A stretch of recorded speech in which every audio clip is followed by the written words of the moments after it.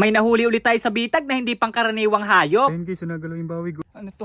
Ayat, tabi po no. Simulan natin ang araw na to sa isang napakagandang umaga. Kakasikat pa nga lang ng araw pero magpapandaw na tayo. Medyo matagal-tagal na rin nung meron tayong nahuli. Kaya ngayong umaga ay susubukan ulit natin. Okay pa naman yung mga bitag at nakakabit pa. Sobrang hirap lang ng sitwasyon natin ngayon kasi napakaulan. Tapos paglabas ko ng daan ay nakakita ako dito ng kakaibang ibon. Ang ganda nga niyan tingnan kasi iba-iba yung kulay niya. Ang ganda ng kulay ng ibon guys, kakaiba. Ngayon ako nakakita nun. Hindi siya takret, ibang-iba yung kulay niya pero magkamuka. Walang huli yung mga bitag natin sa part dito. Kaya tatawid tayo ngayon dito guys sa malawak na tubigan. Ito, magubad na tayo ng tsinelas kasi maputik. Pero matigas pa naman yung lupa. Ang dami lang tubig. Para kasing igkas yung bitag nating isa dun. Tingnan natin kung may huli. Pag wala is ikabit na lang natin. Ayun, parang may huli guys.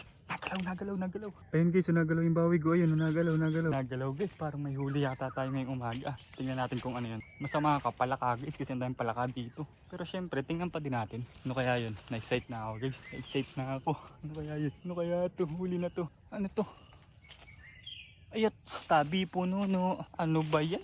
Tabi po no. Tingnan nyo guys yung huli natin. Oh, eto na naman oh. Ayay. Ayan guys. Kala ko pa naman kung ano na. Nagalaw pa naman. Pagkakita ko dun guys. So sa kabila dun oh. Andun tayo nakapwesto. Nagkakaganon yung bawig niya oh. Kala ko may huli na. Excited pa naman ako. Sabi po, pakawalan na natin to guys. Kawawa naman. Putulin na lang natin yung tali. Okay na, lagay na lang natin to sa tubig. Siguro dito galing yan guys oh. Sa malawak na tubigan na to.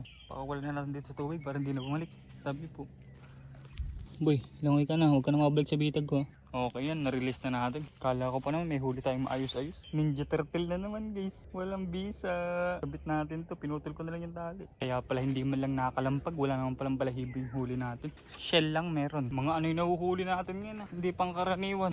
Yan na yung ating yan. Pag minamalas nga naman. Hindi na tayo makahuli ng maayos-ayos. Puro na lang ganun. Pangalawang beses na yun. Sobrang excited pa naman ako. Yung tibok ng puso ko Kaiba na Hindot, nang nakita ko, lungkot matatawa ka na lang talaga Dito nga sa bandang dulo ng tubigan ay marami ako nakitang isda. Dito yung palaging may mapan guys, so sa part dito. Mababaw lang naman yung tubig, marami lang talagang isda. Ang daming dalaga, tabi po nun, tsaka hito. Putik yung malalim dito guys, hindi tubig. Kasi tingnan nyo.